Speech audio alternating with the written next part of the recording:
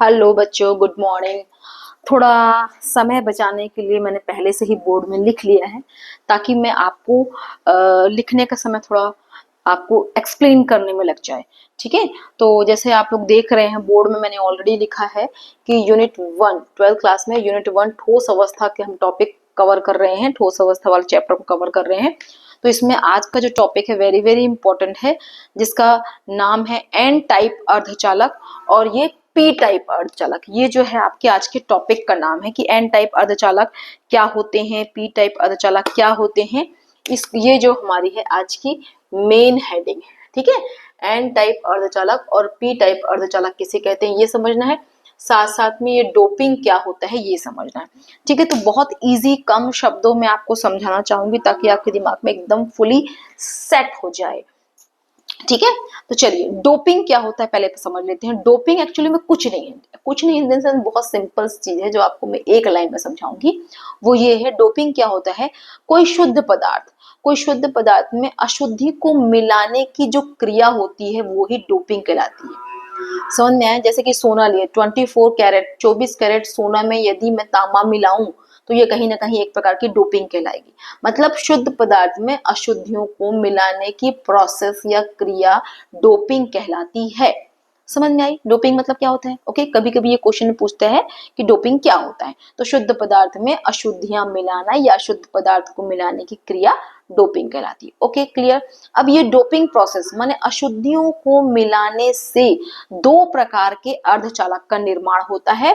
वो है N type अर्धचालक और दूसरा है पी टाइप। दो टाइप के अर्धचालक का निर्माण होता है बेटा, एक तो एन टाइप के अर्धचालक जो अपन यहाँ देखेंगे और दूसरा है पी टाइप के अर्धचालक जो कि ये पी टाइप अर्धचालक। ठीक है, ओके।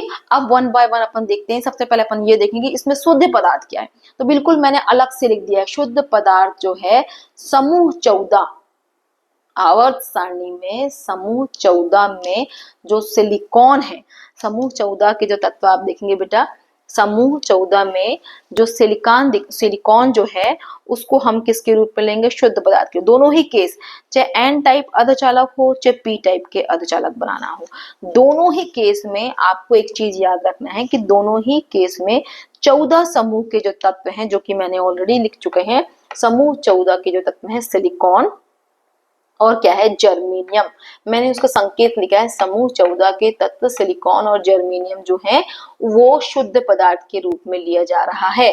चाहे एन टाइप का अर्धचालक का निर्माण करना हो चाहे पी टाइप का अर्धचालक को निर्माण करना हो, दोनों ही केस में शुद्ध पदार्थ के रूप में किसे लिया गया है, समूह 14 के तत्व सिलिकॉन ले सकते हो या जर्मेनियम ले सकते हो। अगर हम इन समूह 14 के तत्वों का अगर बाह्यतम कोष का इलेक्ट्रॉनिक विन्यास देखें बेटा, तो यहाँ पर आपको नजर आएगा कि इसमें बाह्यतम कोष में कितने इलेक्ट्रॉन दिख रहे हैं, NS2 और NP2। मतलब यहाँ पर कितने इलेक्ट्रॉन हैं, ये 14 समूह के जो तत्व हैं उसमें संयोजकता कोष में 2+2 मतलब 4 इलेक्ट्रॉन प्रेजेंट रहते हैं। याद रहेगा इतनी पॉइंट जो मैंने अभी बताया, वेरी वेरी इंपॉर्टेंट पॉइंट मैंने बता दिया है। और ये पॉइंट आपको 2 बार लिखना है। 2 बार क्यों लिखना है कि जब आप पी टाइप अर्धचालक बताओगे, इसको एन टाइप अर्धचालक को एक्सप्लेन करोगे, तभी भी आपको बताना पड़ेगा कि शुद्ध पदार्थ के रूप में समूह 14 के सिलिकॉन या जर्मेनियम तत्व जिसकी संयोजकता कितनी है, 4 होती है, जिसमें संयोजी कोष में 4 इलेक्ट्रॉन होते हैं। एन टाइप अर्धचालक में भी सेम शब्दों का इस्तेमाल करना है क्योंकि एन टाइप अर्धचालक में इन्हीं समूह 14 के तत्वों को आपको शुद्ध पदार्थ के रूप में लेना है। चाहे आप पी टाइप अर्धचालक का निर्माण को, तभी उसमें भी आपको शुद्ध पदार्थ के रूप में समूह 14 का तत्व जैसे या तो सिलिकॉन या तो जर्मेनियम को आप ले सकते हैं और जिसकी संयोजकता कोष में कितने इलेक्ट्रॉन होते हैं, 4 इलेक्ट्रॉन होते हैं। यहां तक समझ में आया आपको? वेरी वेरी शॉर्ट फॉर्म में आपको मैं एक्सप्लेन कर रही हूँ ताकि आपको समझने में बिल्कुल दिक्कत ना आए। मेरे हाथ से थोड़ा सा बच्चों कैमरा मूव हो गया है, कोई दिक्कत वाली बात नहीं, मैं एक्सप्लेन तो कर ही रही हूँ, है ना। एक बार दिख रहा था मेरे हाथ थोड़ा सा कैमरे में लग गया। तो क्या बताया मैंने, डोपिंग मतलब शुद्ध पदार्थ में अशुद्ध पदार्थ को मिलाने की क्रिया डोपिंग। इस क्रिया से दो प्रकार के अर्धचालक का निर्माण होता है, एन टाइप अर्धचालक, पी टाइप अर्धचालक। अब आप एक कॉमन चीज है कि दोनों ही अर्धचालक, चाहे वो एन टाइप अर्धचालक हो चाहे वो पी टाइप अर्धचालक हो, दोनों ही टाइप के अर्धचालक में शुद्ध पदार्थ के रूप में हम समूह 14 के तत्व, जिसको सिलिकॉन या जर्मेनियम दोनों में से कोई एक लेंगे, और ये समूह 14 के जो तत्व होते हैं ना बेटा, इसमें जो बाह्यतम कोष में या संयोजी इलेक्ट्रॉन की संख्या कितनी होती है? 4। क्लियर, समझ में आ गई बात। अब इस समूह 14 जिसके तत्व जिसके बाह्यतम कोष में 4 इलेक्ट्रॉन है, ठीक है, अब उसमें अपने क्या करना है, जब आप एन टाइप अर्धचालक का निर्माण करोगे, उस केस में समूह 14 के तत्वों में समूह 15 के तत्वों की मिक्सिंग करोगे, माने अशुद्ध पदार्थ के रूप में एन टाइप जब अर्धचालक बनाएंगे, तब समूह 14 के तत्वों में किसको मिलाओगे? समूह 15 के तत्वों को मिलाओगे। और जब पी टाइप अर्धचालक का निर्माण करना हो तो शुद्ध पदार्थ के रूप में समूह 14 के तत्व लोगे और मिलाओगे किसको? किस समूह तत्वों को मिलाओगे? समूह 13 के तत्व को मिलाना है। समझ में आया कि नहीं आया? इतनी बात सिंपल है। दोनों ही केस में शुद्ध पदार्थ के रूप में समूह 14 तत्व लोगे, और जब एन टाइप बनाना होगा तो 15 समूह तत्वों को मिलाओगे, जब पी टाइप अर्धचालक मिलाना होगा तो समूह 13 के तत्वों को मिलाओगे। ठीक है, समझ में आई बात? तो इस टाइप से आपको देखना है कि समूह 15 जो है उसमें हमने कौन कौन सा समूह 15 के तत्व यदि हम मिलाएंगे तो पी टाइप के अर्धचालक का निर्माण होगा। क्या बताया मैंने? यदि आप समूह 15 के तत्वों को मिलाओगे तो पी टाइप के अर्धचालक का निर्माण होगा। सॉरी बच्चों, जब हम शुद्ध पदार्थ में समूह 15 के तत्वों को मिलाएंगे तो एन टाइप के अर्धचालक का निर्माण होगा, और यदि समूह 14 में हम 13 समूह तत्वों को मिलाएंगे तब पी टाइप के अर्धचालक का निर्माण होगा। इतनी बात क्लियर? अब जो समूह 15 के कौन कौन से तत्व हैं जिसको हम मिला सकते हैं या मिलाया जा सकता है, तो 15 समूह में आप देखेंगे फास्फोरस, ये जो मैंने जिसका संकेत लिखा है P, और उसके बाद ये देख रहे हैं आर्सेनिक जिसको हम AS लिख रहे हैं, उसके बाद एंटीमनी मतलब SB। तो इनमें से कोई तत्वों को आप मिला सकते हैं, किसमें? सिलिकॉन या जर्मेनियम में। ठीक है, इन दोनों का पेयर बनेगा, इन दोनों को मिक्सिंग करेंगे तो एन टाइप बनेगा अर्धचालक, और यदि इन दोनों की मिक्सिंग करोगे शुद्ध पदार्थ के रूप में सिलिकॉन या जर्मेनियम, और यहाँ पर 13 समूह के तत्वों में क्या लोगे? 13 समूह तत्वों में आप ले सकते हो एल्यूमिनियम, जिसको मैंने Al लिखा है, ये एल्यूमिनियम है, ठीक है, या हम गैलियम Ga, कैपिटल Ga मतलब गैलियम, इन दोनों में से किसी को आप मिक्स कर सकते हो। समझ में आया? तो यहाँ पर एक चीज समझ में आ गई आई थिंक आपको, कि शुद्ध पदार्थ के रूप में दोनों ही केस में, चाहे एन टाइप हो चाहे पी टाइप, दोनों ही केस में 14 समूह तत्व लेंगे।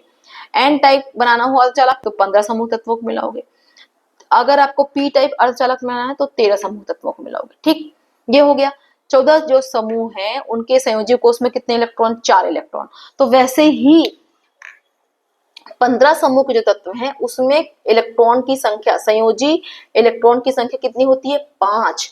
और वैसे ही 13 समूह के तत्वों की जो संयोजी इलेक्ट्रॉन की संख्या होती है वो 3। समझ में आया? 15 की 5 संयोजी, 15 समूह तत्वों का संयोजी कोष में 5 इलेक्ट्रॉन, 13 समूह के जो तत्व हैं उसके संयोजी कोष में 3। 15 का 5, 13 का 3 संयोजी इलेक्ट्रॉन की संख्या। याद हो जाएगा? एकदम मैं वो भी बता रही हूँ कैसे याद करोगे। 15 का 5, 13 का 3, 14 का 4 याद रहेगा? याद रहेगा ना संयोजी इलेक्ट्रॉन की संख्या? समूह 14 में संयोजी इलेक्ट्रॉन की संख्या 4, समूह 15 में संयोजी इलेक्ट्रॉन की संख्या 5, समूह 13 में संयोजी इलेक्ट्रॉन की संख्या 3। वेरी सिंपल, याद हो जाएगा? यस, ठीक।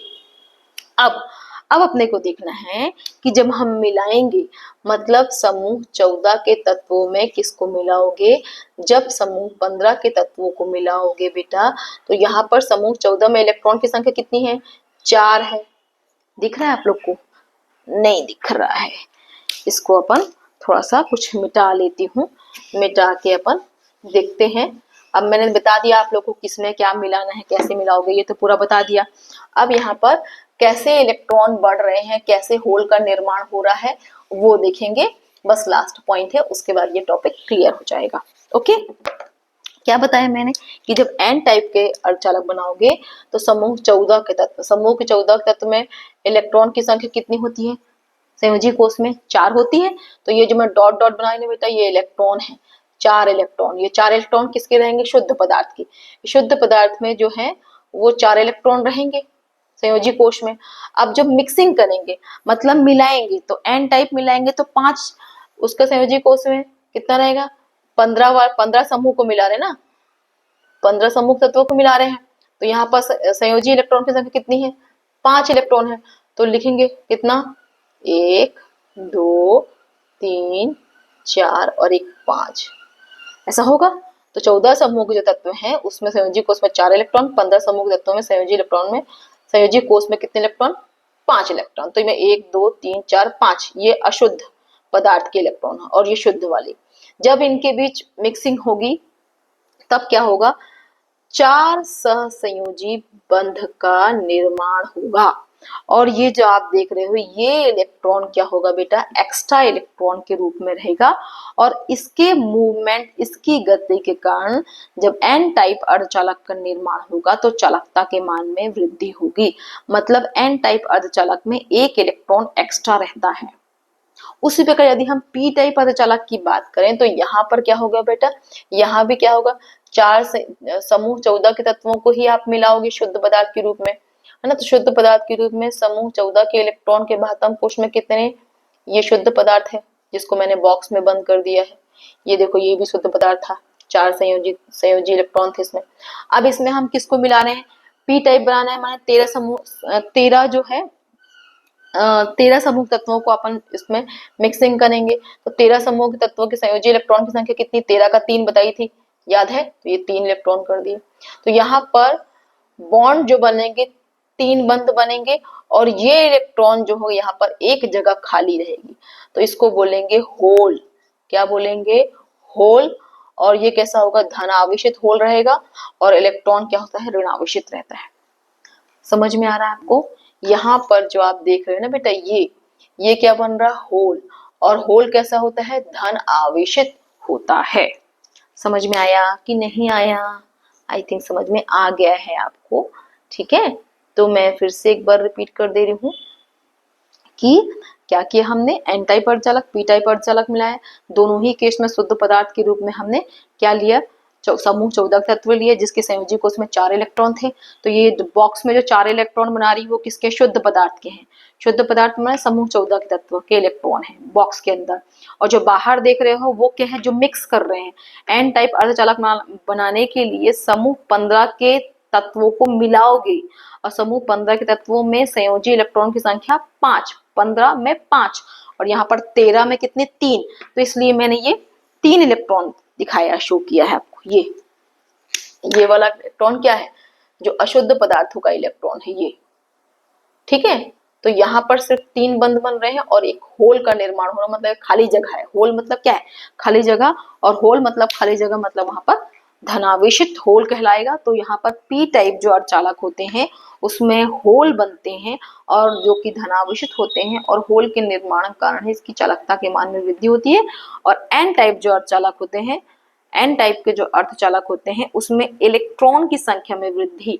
ये एक्स्ट्रा इलेक्ट्रॉन बच गया है जिसके साथ बंध बनाने के लिए कोई इलेक्ट्रॉन नहीं है और इसी कारण ये क्या करता है? ये इलेक्ट्रॉन गति करता है और इससे कारण एन टाइप अर्धचालक की चालकता के मान में वृद्धि होती है। समझ में आई बात जो मैंने समझाया आपको? क्लियर हुआ बेटा? तो मैंने आज आपको 2 चीज समझाई। पहली चीज डोपिंग किसे कहते हैं, ठीक है, डोपिंग किसे कहते हैं ये समझाया मैंने, जिसमें मैंने सिंपल समझाया। क्या बताया? कि शुद्ध पदार्थों में अशुद्ध पदार्थों को मिलाने की जो क्रिया होती है वो डोपिंग कहलाती है। ठीक, हमने इस केस में क्या लिया? इस केस में हमने क्या लिया? इस केस में हमने लिया शुद्ध पदार्थ के रूप में समूह 14 के तत्व जिसके संयोजी कोश में 4 इलेक्ट्रॉन, 14 में 4, 15 में 5 संयोजी इलेक्ट्रॉन, 13 में 3 संयोजी इलेक्ट्रॉन। एकदम सिंपल फंडा है, कोई टेंशन याद करने की नहीं है। अब इसी 14 में 15 समूह तत्वों को मिलाओगे और यहाँ वाले में 13 समूह तत्वों को मिलाओगे तो 13 वाले में बाहर में देखोगे 3 इलेक्ट्रॉन, 15 वाले में बाहर देखोगे 5 इलेक्ट्रॉन। तो यहाँ पर एक एक्स्ट्रा इलेक्ट्रॉन और यहाँ पर होल का निर्माण होगा। बस अब आपको याद रखना है एन टाइप में क्या होगा, एक्स्ट्रा इलेक्ट्रॉन का निर्माण होता है। एक्स्ट्रा इलेक्ट्रॉन किस में होते हैं, एन टाइप अर्धचालक में होते हैं। और जो पी टाइप होता है, पी टाइप के जो अर्धचालक होते हैं, और भी याद यदि नहीं हो रहा है तो उसका भी आपको तरीका बता दूं कि जो पी टाइप, पी लिखते हैं तो इसमें क्या बनता है, ऐसे गोल देखते हो, ये गोल मतलब होल, ऐसा याद रख लेना। ठीक है, याद करने के लिए बता रही हूँ भाई, ऐसा कोई रूल रेगुलेशन नहीं।